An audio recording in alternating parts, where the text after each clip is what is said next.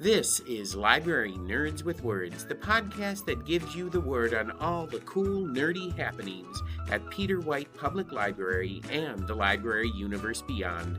From books and concerts to search engines and story times, the library nerds are in and ready to show you that being a nerd can be cool. Get ready, get set, get nerdy.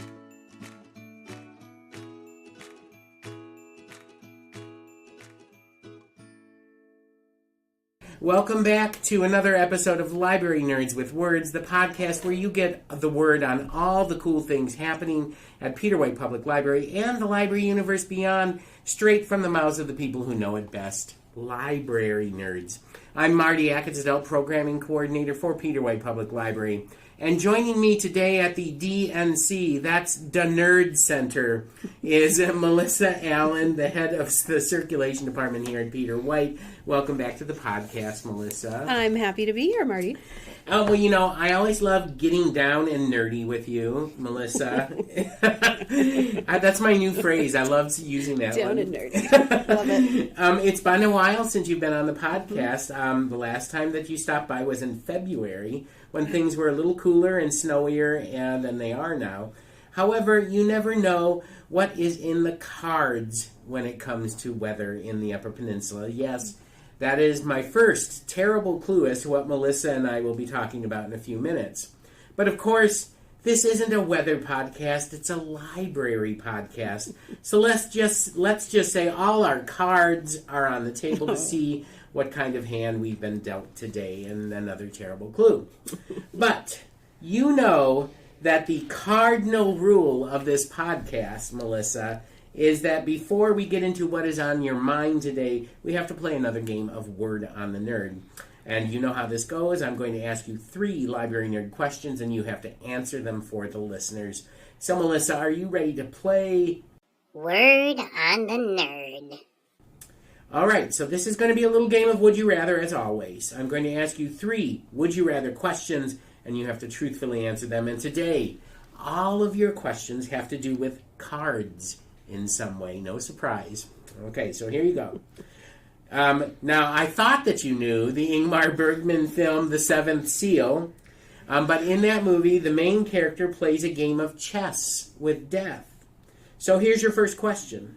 Would you rather play a game of poker with death in order to save yourself, or would you rather play a game of go fish with death in order to save yourself? Oh my gosh. I knew this was going to be hard. I wore my extra special librarian cardigan to try to help me through this. Okay, so I'll just preface all of this talk about cards with the fact that I am a terrible card player. Okay. I'm not even much of a board game player. All right. But I can do a pretty good game of Go Fish. Okay, so we're doing Go Fish. I don't know how to play poker. I've played it. It's not something that I do very often. No. I think you stand a better chance at Go Fish. I think that death would cheat at poker. Why not? Yeah. So, why not? Go Fish is like at least kind of a game of chance. Yes. Right? Exactly. It is a game of chance. So Go Fish with death.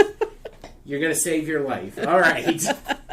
Wow. Okay. I would never play chess with death, by the way. Right. I've never been good at that. Well, game. Thank you for the movie recommendation, though. I'm going to wait for it to be a nice, bright, sunny day before I watch it, though. So next August, something like that. Yes. Yeah, it is just a happy-go-lucky film. I watched a little clip of it, and I was like, wow, this is dark. Yes. But it did put Ingmar Bergman on the map Sure. when it comes to being a filmmaker. So, all right. Well, as you know, the questions may get a little harder from here on out. So here's your second question. Would you rather work for Hallmark creating insulting birthday cards? Or would you rather work for a company that designs Muppet tarot cards? I love that question. I love that question, too. I'm going to go insulting greeting cards. Insulting greeting cards. Yes. I could really, pull out my graphic design skills, because I do have a degree in graphic design. Yes. So that would serve me well. But let's just say there may be some ongoing jokes of making a card line of cards for your boomer parents. That's all I'm going to say. You know what? I think that there's a niche that hasn't been filled yet. Cards for boomers. Cards for boomers. Yes. Although I would really be interested in what Muppet tarot cards would be like, Yeah. Like where would you put Fozzie in the whole thing? Right. Where would Fozzie go? Yeah. I don't know. Who would be the Grim Reaper?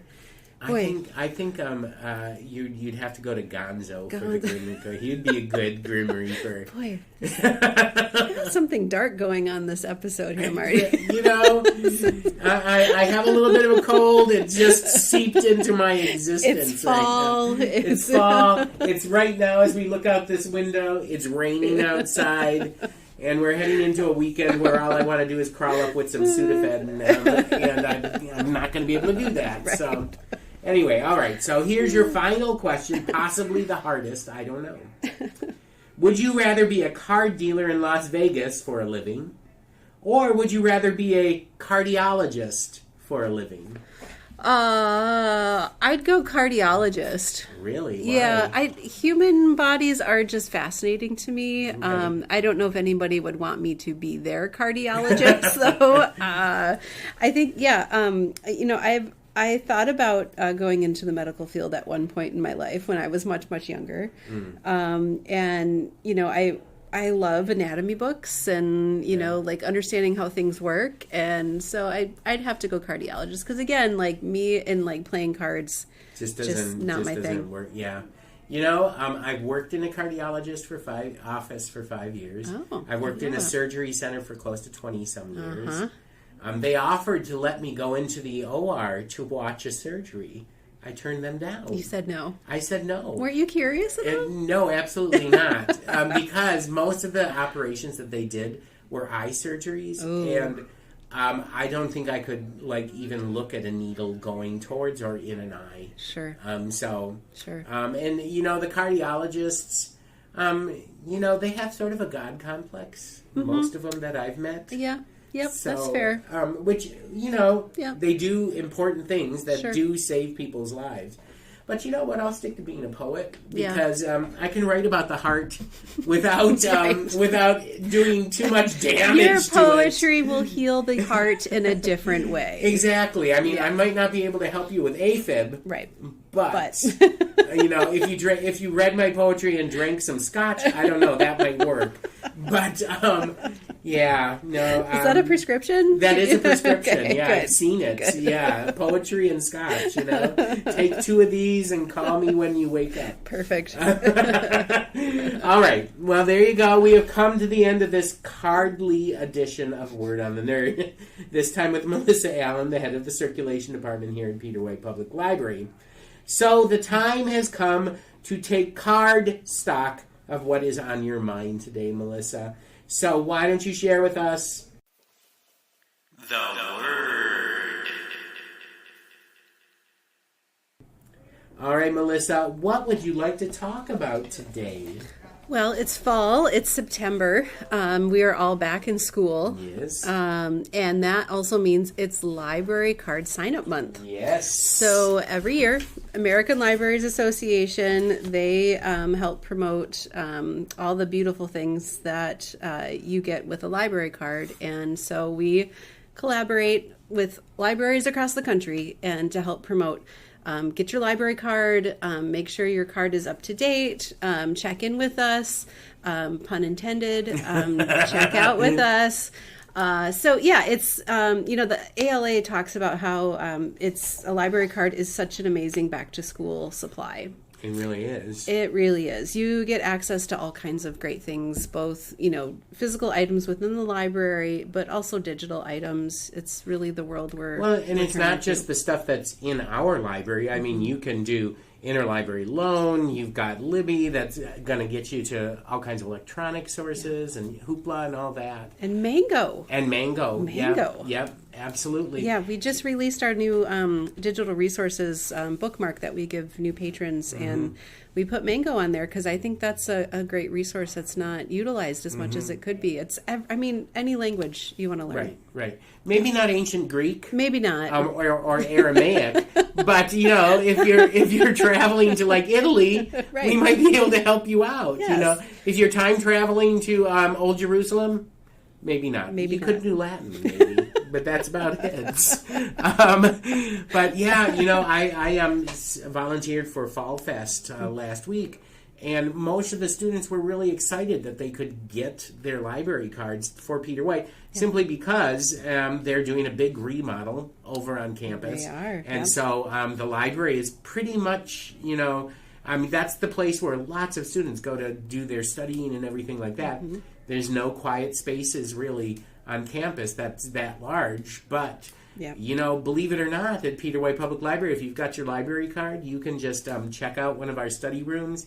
They're big. Yep. They can fit like easily 8, 9, 10 Yeah. people in them, and you can do a study group right here at the library. And the students were like super, super excited. They were like, "What? You mean I can get this for free?" Yes, you can get it for free. Of course, then I had to go to the step of explaining where Peter White Public Library was located. You have to leave campus. You have to leave camp. You have to leave the island Right. of intellectualism Yes. Right. in the middle of Marquette in order to come to the Peter White Public Library. But I say that with all affection towards NMU. I've taught there for over 30 years now, so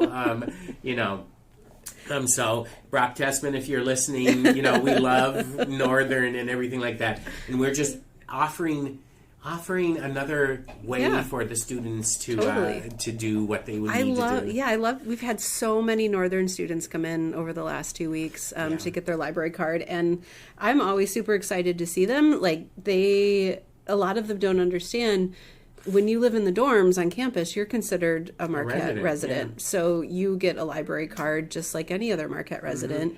And then they think, well, I have to have some form of proof of residence of where I live. Well, you can log into your housing portal with your phone and show us the housing portals, has your name, it has which dorm you're in. And that's all you have to do. You need that and some form of photo ID, whether it's your Northern ID or your driver's license. We get you set up in a couple of minutes, and you're on your way. Well, and I have a question for you, because this came up at Fall Fest, too. There was a lady there who was representing her business that is in Marquette. She has a brick-and-mortar business in Marquette. But she's from Munising. Yep. And she was like, could I get a library card if I have... And I said, I'm pretty sure that you can, as long as you are paying taxes. That's right. In Marquette County. Yep. You can do it. It's always good to remind people that a good chunk of our funding is just based on the tax system. Right. And so people think, I get all these things for free. Well, actually, it's not free. Yeah. And I think it's a mentality that's so easy to fall into, but it is taxpayer supported. Right. So it's all property taxes. So that's why City of Marquette, Marquette Township, Sands Township, Chocolate, we branch out into the other areas of places that have voted in favor of supporting the library. So residents in those areas can also receive a card at no additional charge. Right. And that's what I told this lady, and she was all excited because she brings her small children to the business with her. Yep. And, no offense to Munising Library. They have a lovely library in Munising. I've been there. I've read there. But she was like, I spend most of my days in Marquette. Yeah. So, so if you're listening, I don't remember who you are, but yes, you can get a library card from us for your kids and yourself. Yeah, because you are a taxpayer when you own a business in the city. So, absolutely. We have several accounts of people who, commute in from other areas that aren't part of our service area, but their address of their business is in our service area. Yeah, and it always amazes me when people come to a concert or something that they think they should have to pay for. Sure. Like movies, even. They think that they have to pay for the movies, and it's like... There's the reason why we put no admission charge. It's not that there is no admission charge. You've already paid for the movie. You've already paid for the concert with your taxes, or your parents have, or whatever. Right.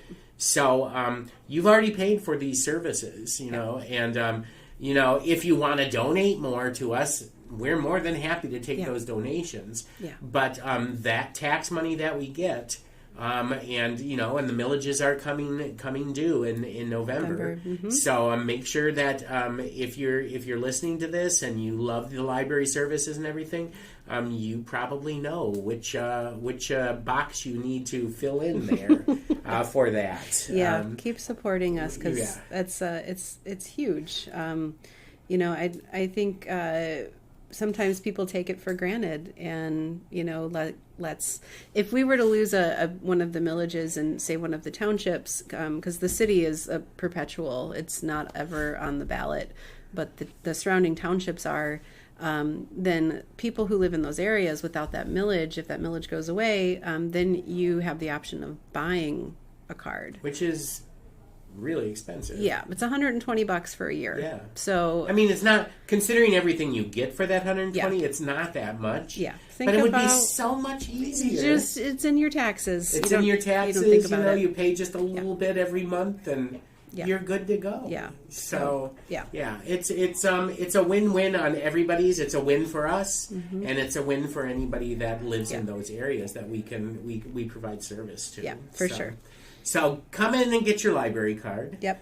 And when it comes time for November 5th, I don't care partisanly which way you're voting. Right. But it would be really nice, and we would really appreciate it if you just said yes to the millages. Let's that do would help this. us out. Yeah. Thank you. All right. Well, there you go, fellow library nerds. That's Circulation Director Melissa Allen's word on Library Card Sign-Up Month here at Peter White Public Library.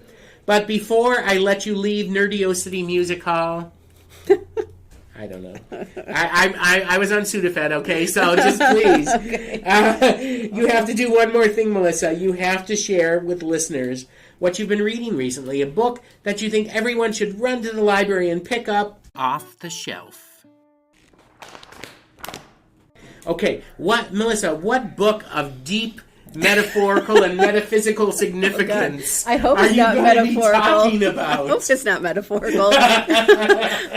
So I've just picked up this book. It's a new book. It's called The Divorcees. And this is a debut novel by Rowan Beaird, Beaird. Okay. And so this is her first novel, and The Divorcees is set in the 1950s, and it is it's kind of is historical fiction because this actually did exist. I had to look this up because I'd never heard of this before.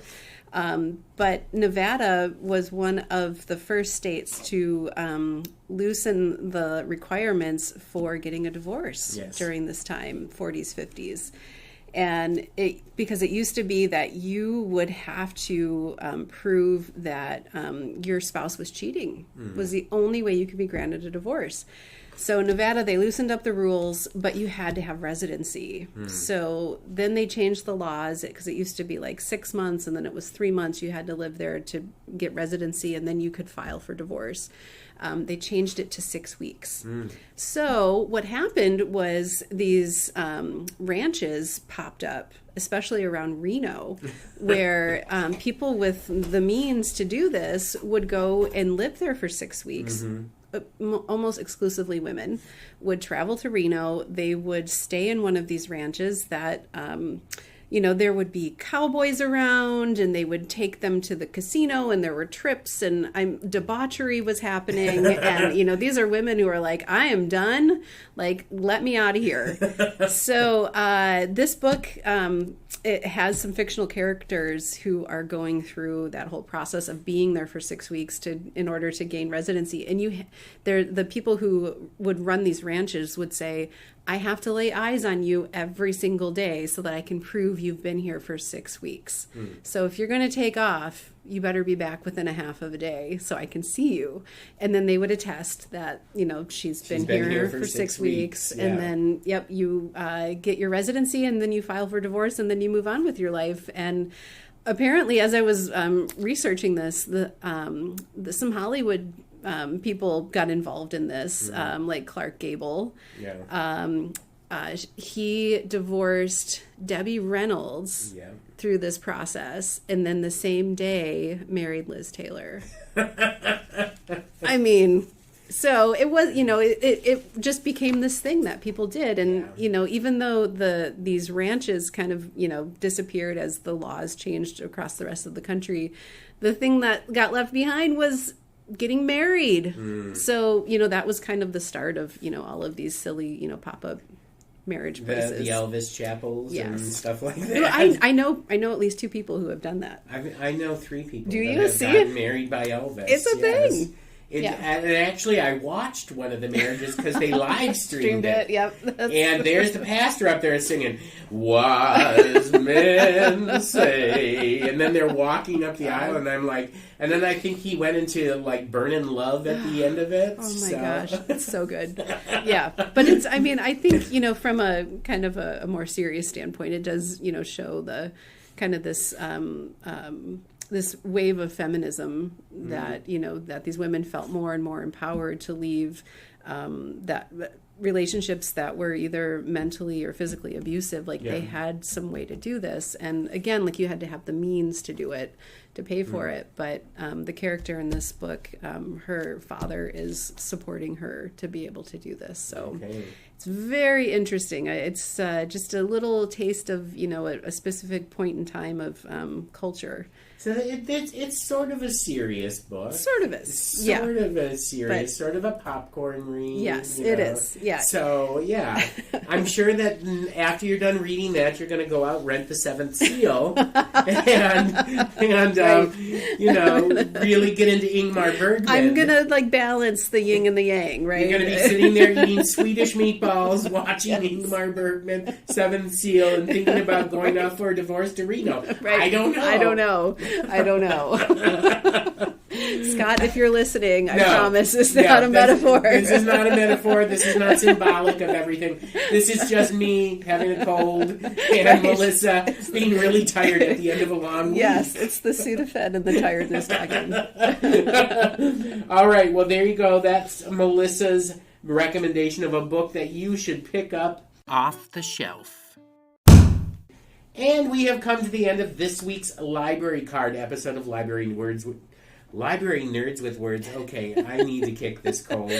I want to thank Melissa Allen, the head of the Circulation Department at Peter White Public Library, for stopping by Nerdio Shack today. People, you know what? Some people are not even going to catch what that means or what it's a reference to. Yes. But those of you that do, you're an 80s kid. Okay, come back next week when Jody Trost from Felt Magic will be sitting down again, and this time she's going to talk about her love of all things library.